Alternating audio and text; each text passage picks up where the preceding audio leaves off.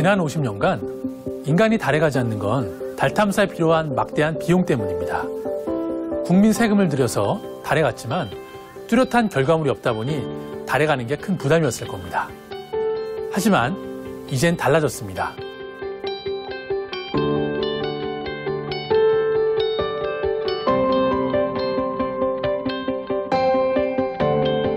물리탐사공학자인 김경자 박사. 행성 지질 연구와 행성 탐사 장비 개발을 담당하는 전문가입니다.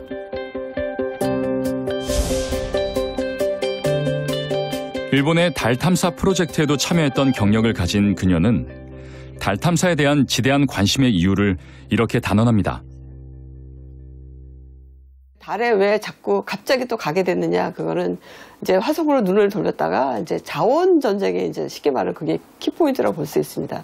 2040년 정도 되면 사실은 지금 현재 존재하는 그런 화석 연료가 거의 고갈된다고 생각합니다. 그래서 달에 충분히 많은 그런 헬륨들을 우리가 채취를 해서 지구로 가져올 경우에 이제 충분히 채산성이 있다고 보는 거고, 그랬을 경우에 우리의 어떤 지구에서 사용할 수 있는 대체 에너지로서 각광을 받고 있기 때문에 이제 그런 것이 가장 중요한 이유로 볼 수 있습니다. 50년 전의 달 탐사 경쟁이 체제 우위를 선전하는 군사 외교전이었던과는 달리 이젠 경제전 양상을 띠는 달 탐사. 이미 달 자원 지도도 완성됐는데요.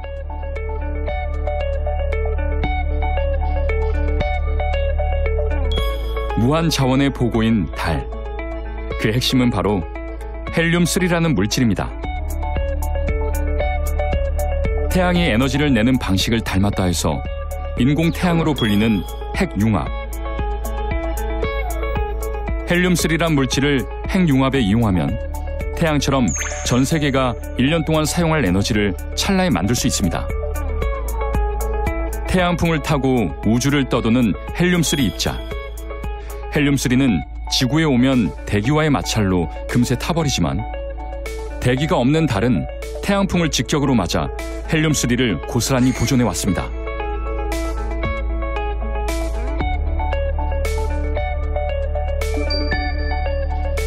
지구엔 거의 없는 헬륨3. 하지만 달에는 무려 100만 톤 이상 묻혀 있다는 연구 결과가 나왔습니다. 뿐만 아니라 헬륨3는 지구의 화석 연료와는 비교할 수 없을 만큼 높은 에너지 효율을 갖고 있어 그야말로 꿈의 에너지로 불립니다.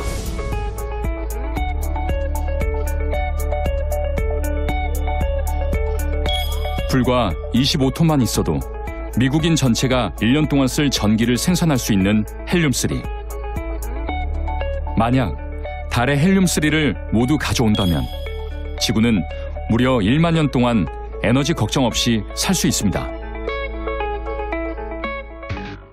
헬륨3에 눈독 들이는 이유는 또 있습니다. 우라늄이나 플루토늄은 적은 양으로 에너지를 만들 수 있지만 방사능 폐기물이 많은 원자력 발전 방식. 하지만 헬륨3를 이용하면 원자력 발전보다 5배나 더 큰 에너지를 낼 수 있고 방사능 폐기물도 거의 없어 원자력 발전과 비교할 수 없을 정도로 친환경적입니다.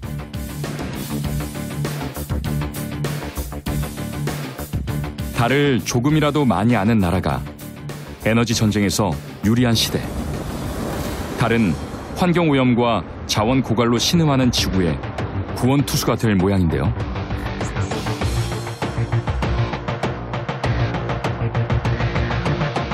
과연 달에 묻힌 헬륨3 가치는 얼마나 될까요?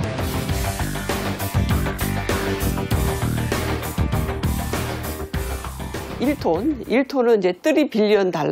한국말로 3천억, 그러니까 1톤에 3천억 원으로 생각을 하고 있습니다. 그래서 실제적으로 그러면 달 전체에 있는 그럼 헬륨3는 얼마나 가치가 있느냐, 그러면 이제 대강 계산을 해보면 약 100만 조에 이제 미치는 그 정도.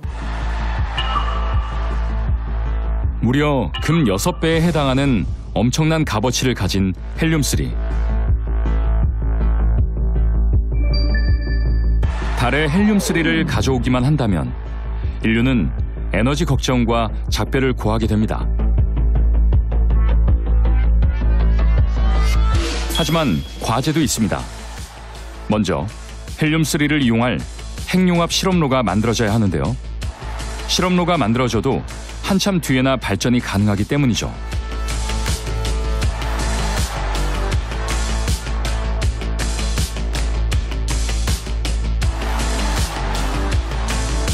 달에는 헬륨3만 있는 게 아닙니다. 달에는 500조에서 1,500조 달러 가치의 각종 희귀 광물이 산재합니다.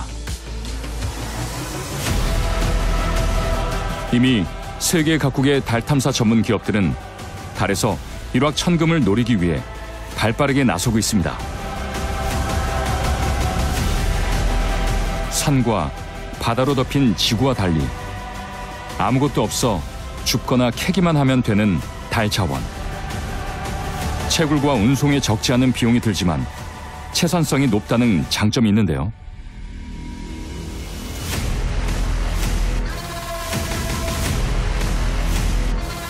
사실 구글 루나 엑스프라이즈에 참가한 팀들도 달 탐사를 넘어 달 자원 채취를 최종 목표로 두고 있습니다. 今回グーナエクスパイズでは、2000万ドルという非常に、大きな、賞金が出ることになっています。普通に考えるとですね、2000万ドル、非常に大きな金額なんですが、現在の宇宙開発で考えると実はそんなに大きな金額ではありません。で、月にはですね、鉱物資源も、ふんだんにありますが、水資源もあります。This spacecraft is called the Virus-1. It's a lunar lander. We're using this to go to the moon to pick up a sample of regolith and pebbles and other things, and then to rocket that back to Earth for collectors, okay, and scientists who wish to have a piece of the moon, essentially.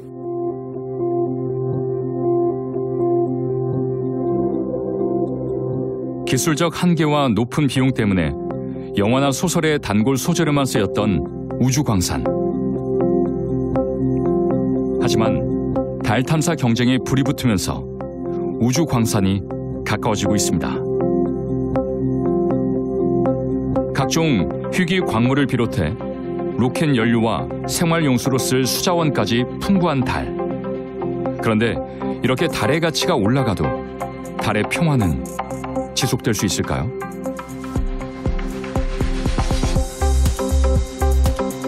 달에서 노다지를 캐내려는 시도가 점점 더 현실화되는 가운데 한편에선 달 토지를 미리 사려는 사람들도 있습니다. 전 세계에서 이미 600만 명이 넘는 사람들이 달 토지를 구매했다는데요. 그 누구의 것도 아니라고 생각했던 달. 달나라에서 땅 장사라니. 도대체 무슨 얘기일까요? 미국과 소련의 우주 경쟁이 가열되던 1967년에 만들어진 UN 우주 천체 조약.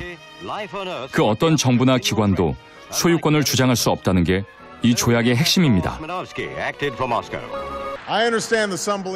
하지만 지난 2015년 미국 정부가 민간 기업의 우주 광물 채취를 법적으로 허가하면서 분위기는 달라졌죠.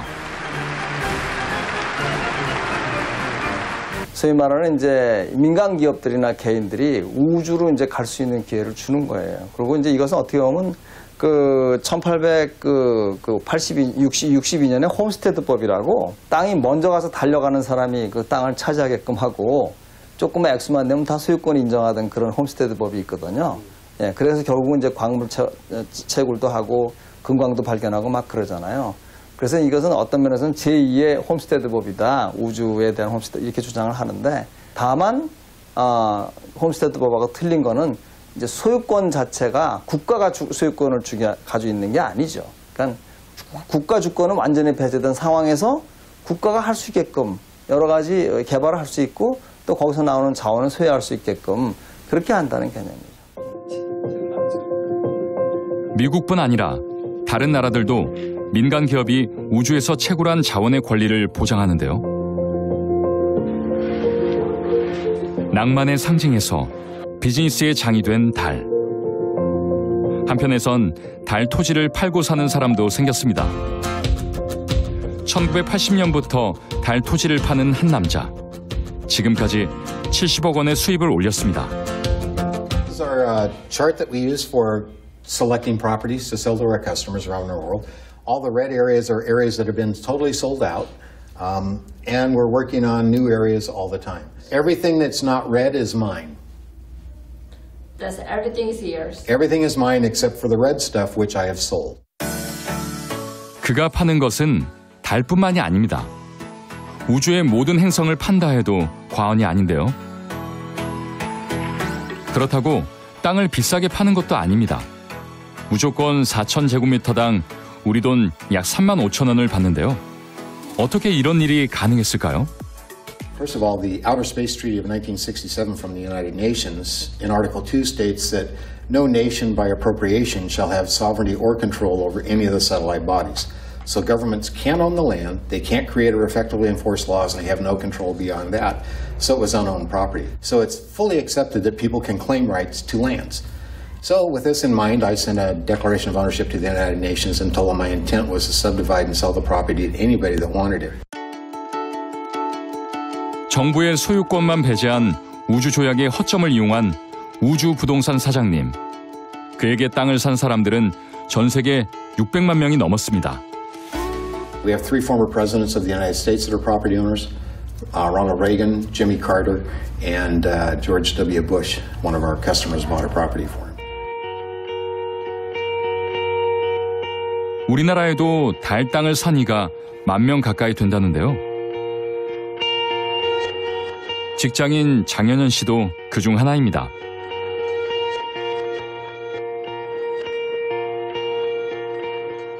달이 이렇게 초승달이 되거나 이럴 때는 제 땅이 살짝 가려질 때도 있는데 그때는 뭐 기분이 살짝 안 좋기도 하지만 그래도 낮에도 보이고 밤에도 보이고 그래서 제 땅을 항상 볼 수 있다라는 그런 장점이 있는 것 같아요.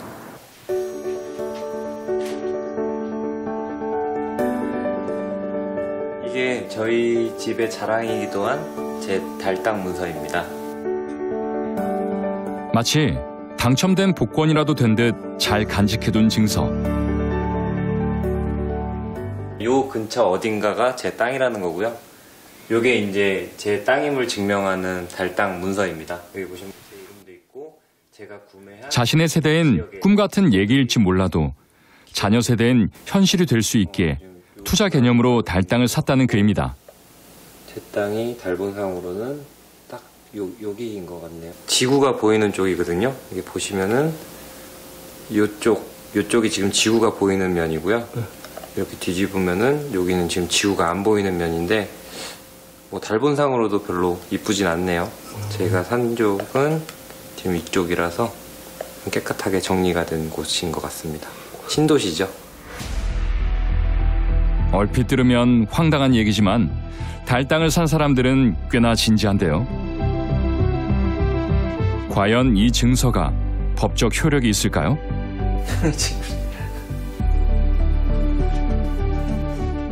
예, 미국에 이제 달 파는 부동산 업자 재밌는 얘기입니다만 그냥 재밌는 이야기로 보시고요. 이건 불가능합니다.